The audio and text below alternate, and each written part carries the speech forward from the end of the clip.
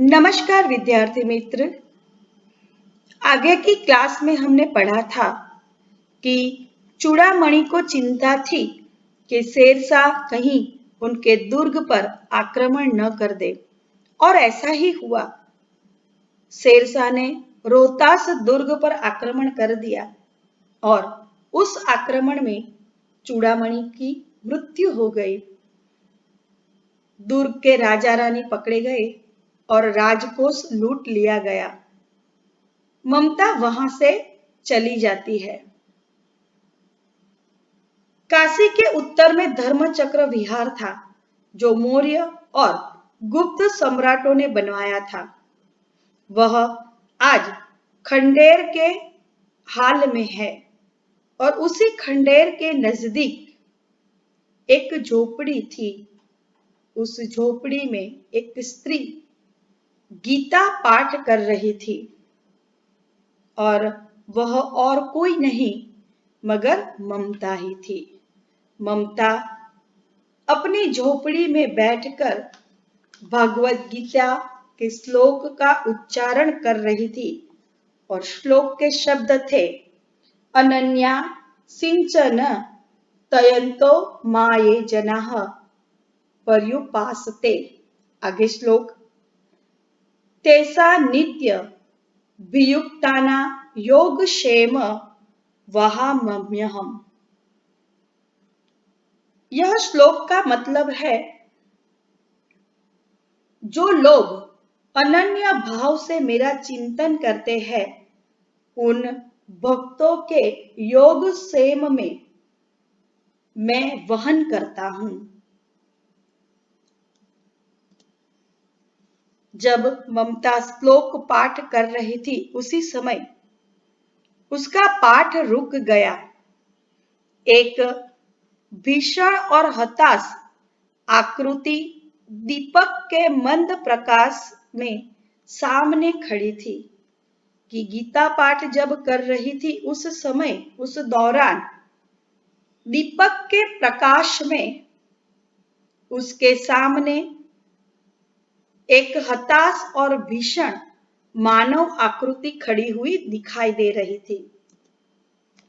स्त्री उठी, उसने कपाट बंद करना चाहा, परंतु उस व्यक्ति ने कहा कि जो ममता थी वह उठती है और कपाट यानी कि दरवाजा, अपनी झोपड़ी का दरवाजा जैसे ही बंद करने गई, व्यक्ति वहां पर हाजिर हो गया और वह कहने लगा, माता मुझे आश्रय चाहिए। कि वह कहता है, माता मुझे आश्रय चाहिए। तुम कौन हो? ममता पूछती है कि तुम कौन हो? मैं मुगल हूं। चौसा युद्ध में शेरशाह से विपन्न होकर रक्षा चाहता हूं।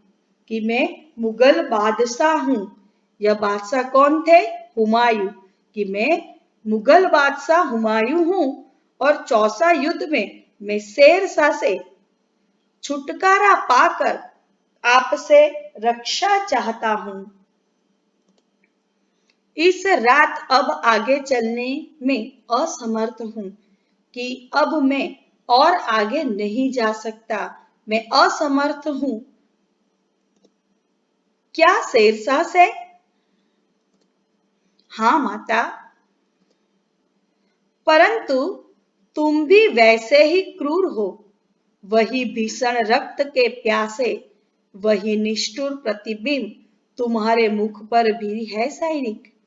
कि आगे ममता कहती है कि तुम भी तो शेरशाह के समान क्रूर ही हो, वही भीषण रक्त के प्यासे हो, निष्ठुर हो, जो मानव को मार देते हैं।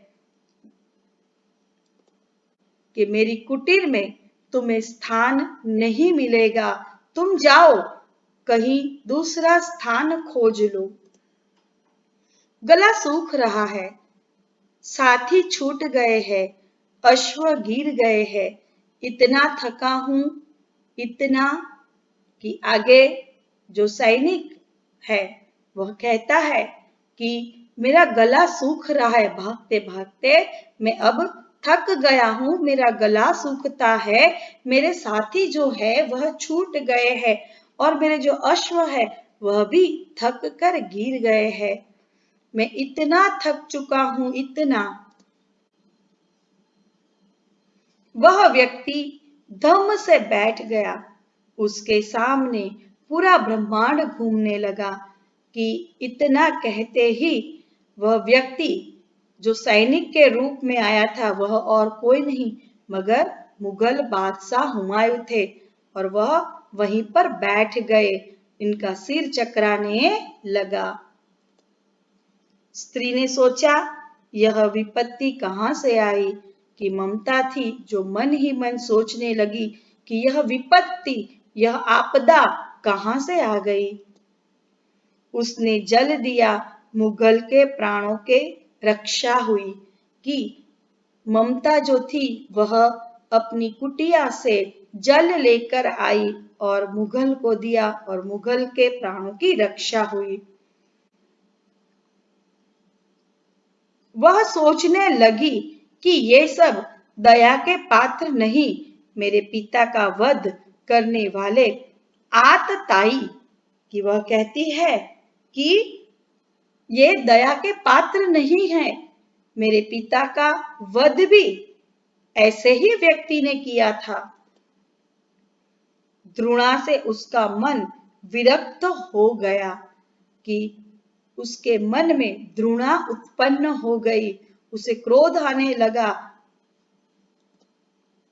माता, तो फिर मैं यहाँ से चला जाऊं? कि मुगल आगे पूछता है ममता से कि माता, तो क्या मैं यहाँ से चला जाऊं? स्त्री विचार कर रही थी, मैं ब्राह्मणी हूँ, मुझे तो अपना धर्म अतिथि देव के सत्कार का पालन करना चाहिए। कि ममता मन ही मन सोचती है कि मैं तो ब्राह्मणी हूँ और मुझे तो अतिथि देवो भव का आदर सत्कार करना ही होगा, मेरे धर्म का पालन करना ही होगा। परंतु यहाँ नहीं, ये सब दया के पात्र नहीं, परंतु यह दया तो नहीं, कर्तव्य करना है। कि आगे वह मन ही मन सोचती है कि ये जो व्यक्ति है वह दया के पात्र तो नहीं है, दया नहीं करनी है, मगर कर्तव्य अवश्य ही निभाना है। तब मुगल अपनी तलवार टेक कर उठ खड़ा हुआ कि जब ममता यह सोच रही थी कि उस सैनिक को आसरा दे या ना दे, उस समय मुगल जो था वह अपने तलवार को टेक कर उठ खड़ा हुआ। क्या आश्चर्य है कि तुम भी छल ना करो, ठहरो। कि ममता आगे उस सैनिक से पूछती है कि मुझे आश्चर्य है कि क्या तुम भी छल नहीं करोगे? छल नहीं, तब नहीं, स्त्री, जाता हूं। कि आगे वह सैनिक जो मुगल सैनिक था वह कहता है कि छल और मैं कभी नहीं, स्त्री, मैं जाता हूं। तैमूर का वंशधर स्त्री से छल करेगा? जाता हूं, भाग्य का खेल है। कि आगे मुगल बादशाह हुमायूं कहते हैं कि मैं तैमूर का वंशज हूं और वह स्त्री से कभी छल नहीं करेगा, ये तो भाग्य का खेल है। ठीक है, मैं यहाँ से चला जाता हूँ। यहाँ कौन दुर्ग है? यही झोपड़ी ना, जो चाहे ले लो। आगे ममता कहती है कि यह कौन सा दुर्ग, किला है, कोई राजमहल है? ये तो एक सामान्य झोपड़ी है, तुम्हें यहाँ से जो चाहे वह ले लो। मुझे तो अपना कर्तव्य निभाना पड़ेगा, जाओ भीतर थके हुए पथिक। की आगे ममता कहती है कि मुझे अपना कर्तव्य तो निभाना ही पड़ेगा। ठीक है, तुम झोपड़ी के भीतर चले जाओ थके हुए पथिक। तुम चाहे कोई भी हो, मैं तुम्हें आश्रय देती हूँ। कि मैं नहीं जानती कि तुम कौन हो, फिर भी मैं तुम्हें आश्रय अवश्य ही दूंगी। सब अपना धर्म छोड़ दे तो क्या मैं भी छोड़ दूं? कि आगे ममता कहती है कि मेरा कर्तव्य है अतिथि देवो भव का, सब अपना धर्म छोड़ देंगे तो क्या मैं भी उनकी तरह अपना धर्म छोड़ दूं? मुगल ने चंद्रमा के मंद प्रकाश में वह महिमामय मुखमंडल देखा।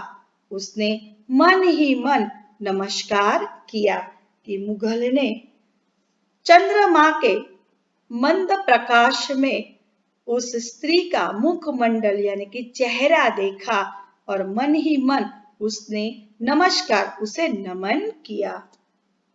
ममता पास की टूटी दीवारों में चली गई।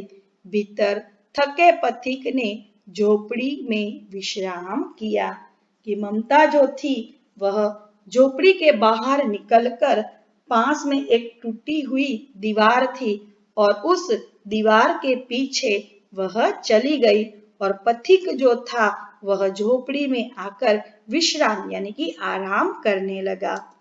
हाथ में खंडर की संधि से ममता ने देखा सैकड़ों अश्वरोही उस प्रांत में घूम रहे हैं कि जैसे ही प्रभात हुआ तो ममता ने देखा खंडर की उन टूटी हुई दीवारों में से कि सैकड़ों हजारों अश्वरोही उस प्रांत में घूम रहे हैं। वह अपनी मूर्खता पर स्वयं को कोसने लगी कि क्या इस पथिक को आश्रय देकर मैंने कोई मूर्खता तो नहीं की, कोई गुनाह तो नहीं किया। मिर्जा, मैं यहाँ हूँ। जो पथिक ममता की कुटिया में विश्राम कर रहा था वह बाहर आता है और जोर से कहता है, मिर्जा, मैं यहाँ हूँ। शब्द सुनते ही प्रसन्नता के चित्कार ध्वनि से वह प्रांत गूंज उठा। ममता अधिक भयभीत हुई कि मिर्जा, मैं यहाँ हूँ। यह ध्वनि सुनते ही चित्कार जोरों की आवाज उस प्रांत में गूंजने लगी, मगर ममता जो थी वह और भी भयभीत हो गई और भी डर गई। वह स्त्री कहाँ है? उसे खोज निकालो। कि जिस सैनिक को उसने आश्रय दिया था वह सैनिक कहता है कि वह स्त्री कहाँ गई? तुम उसे खोज निकालो, उसे ढूंढ लाओ। ममता छिपने के लिए अधिक सचेत हुई। वह मृग दाव में चली गई कि ममता जो थी वह और भी भयभीत हो गई और भी सचेत हो गई वह, और छिपने के लिए वह मृग दाव यानी कि वह जगह, वह वन जहां पर शिकारियों से मृग यानी कि हरण छिपते हैं। जब शिकारी उनका शिकार करने के लिए आते हैं तो उनसे बचने के लिए हरण जो होते हैं, मृग जो होते हैं, वह मृग दाव में उस वन में छिप जाते हैं। तो ममता भी वहां पर चली गई।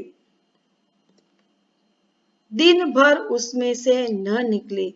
संध्या हो गई। वे लोग जाने लगे कि पूरा दिन वह मृग दाव में छिपी रही, वहां से बाहर न निकली और धीरे धीरे संध्या हो गई और वह जो पथिक था वह अपने सैनिकों के साथ चला गया।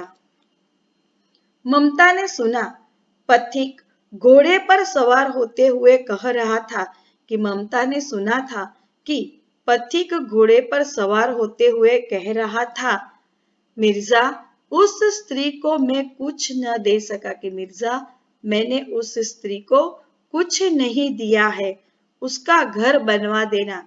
क्यों? मैंने विपत्ति में यहाँ विश्राम पाया था कि तुम उसका घर बनवा देना, क्योंकि मैंने विपत्ति यानी कि आपत्ति के समय इसके घर में विश्राम किया था, आराम किया था। यह स्थान भूलना मत, कि तुम इस स्थान को भूल मत जाना। इसके बाद वे वहां से चले गए।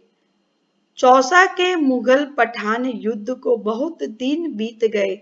ममता अब 70 वर्ष की वृद्ध है कि चौसा युद्ध खत्म हो गया और खत्म होने के बाद भी बहुत सारे दिन बीत गए और ममता की उम्र अब 70 वर्ष की हो चुकी थी। ममता अब एक वृद्धा स्त्री थी। एक दिन वह अपनी झोपड़ी में पड़ी थी। शीतकाल का प्रभाव था कि शाम के समय और वह अपनी झोपड़ी में पड़ी हुई थी। उसका जीर्ण कंकाल खांसी से गूंज रहा था कि ममता अब 70 वर्ष की एक वृद्धा स्त्री थी, इसीलिए उसका जो शरीर था वह जीर्ण यानी कि नष्ट हो गया था और वह खांसी जोरों जोरों से खांसी खा रही थी, जिससे उसकी कुटिया जो थी वह गूंज रही थी। ममता की सेवा के लिए गांव की 2-3 स्त्रियां घेर कर बैठी थी कि ममता जो थी वह बीमार हो चुकी थी। 70 वर्ष की एक बुढ़िया थी और गांव की 2-3 स्त्रियां जो थी वह उसकी सेवा कर रही थी, क्योंकि ममता आजीवन उसके सुख दुख की सहभागिनी रही थी। क्योंकि ममता जो थी वह गांव के लोगों के सुख दुख में हमेशा सहभागिनी रही थी, इसीलिए गांव की जो स्त्रियां थी वह ममता की सेवा कर रही थी। ममता ने जल पीना चाहा। एक स्त्री ने सीपी में जल पिलाया कि ममता की इच्छा थी कि वह जल पिए, पानी पिए, तो एक स्त्री ने उन्हें पानी पिलाया। सहसा एक अश्वारोही उसी झोपड़ी के द्वार पर दिखाई पड़ा। सहसा यानी कि अचानक अश्वारोही एक घुड़सवार उसी झोपड़ी के पास दिखाई देने लगा। मिर्जा ने जो चित्र बनाकर दिया है वह तो इसी जगह का होना चाहिए। कि वह सोचता है कि मिर्जा ने जो चित्र बनाकर मुझे दिया है वह तो इसी जगह का होना चाहिए। वह बुढ़िया मर गई होगी कि कितने समय बीत गया है और शायद वह बुढ़िया अब मर गई होगी, वह वृद्धा अब मर चुकी होगी। अब किससे पूछूं कि एक दिन शहंशाह हुमायूं किस छप्पर के नीचे बैठे थे। अब किसे पूछने जाऊं कि शहंशाह हुमायूं ने किस छप्पर, किस छत के नीचे, किस कुटिया में आश्रय लिया था। यह घटना भी तो 47 वर्ष से ऊपर की हुई कि वह सोचता है कि इस घटना को हो चुके भी 47 वर्ष बीत चुके हैं, अब कैसे पता लगाऊं। उसे बुलाओ। ममता उस अश्वारोही को देख जाती है और कहती है उस स्त्री को कि तुम इस अश्वारोही को बुलाओ। अश्वारोही पास आया। मैं नहीं जानती कि वह शहंशाह था या साधारण मुगल। कि ममता उस अश्वारोही को कहती है कि मुझे पता नहीं है कि वह कोई शहंशाह है या एक साधारण व्यक्ति, पर एक दिन इसी झोपड़ी के नीचे वह रहा। मैंने सुना था कि वह मेरा घर बनवाने की आज्ञा दे चुका था, पर मैंने उसे सुना था कि उसने मेरा घर बनवाने की आज्ञा दे दी थी। अब तुम इसका मकान बनाओ या महल, मैं अपने चिर विश्राम गृह में जाती हूँ। कि तुम इस कुटिया का मकान बनाओ या महल बनाओ, मैं अपने चिर विश्राम गृह यानी कि स्वर्ग लोक सिधार रही हूँ। बुढ़िया के प्राण पखेरु उड़ गए। वह अश्वारोही आवक खड़ा रह गया कि उसी समय ममता ने अपने प्राण त्याग दिए और अश्वारोही वहीं का वहीं खड़ा रह गया। वहां एक अष्टकोण मंदिर बना और उस पर शिलालेख लगाया गया कि जहां पर ममता की कुटिया थी, झोपड़ी थी, उस जगह पर शहंशाह द्वारा एक अष्टकोणीय मंदिर बनाया गया और उस अष्टकोणीय मंदिर में एक शिलालेख बनवाया गया। सातों देश के नरेश हुमायूं ने एक दिन यहाँ विश्राम किया था।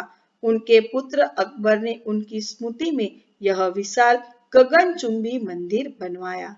कि यह मंदिर हुमायूं की याद में बनाया था कि एक दिन हुमायूं ने यहाँ पर विश्राम किया था और यह जो मंदिर था वह हुमायूं के पुत्र अकबर ने बनवाया था, पर उसमें ममता का कहीं नाम न था।